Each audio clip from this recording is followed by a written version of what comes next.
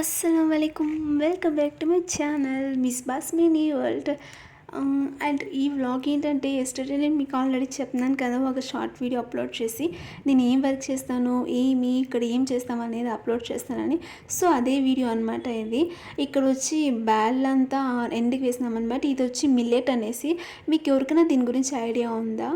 And మీరు ఎన్ని రకాల రైస్ అని చూసింటారని మీకు చెప్పేయండి.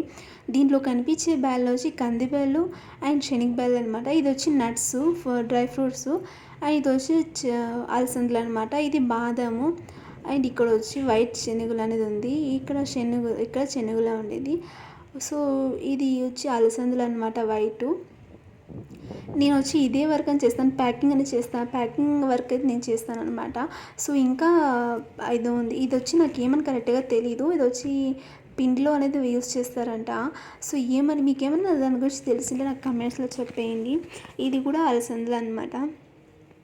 ఎందుకు ఎండకు వేసినామంటే వాష్ చేసి ఎండకు వేసినామంట. ఇక్కడ వచ్చి ఫుల్ ప్యూర్ అంటే అంతా ఫ్రెష్గానే దొరుకుతుంది.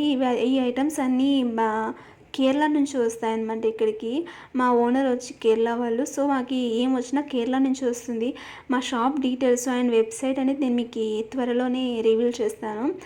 సో మీకు ఇలాంటి అప్డేట్స్ ఇంకా కావాలి అనుకుంటే మీరు నా ఛానల్ అనేది సబ్స్క్రైబ్ చేసుకోవచ్చు.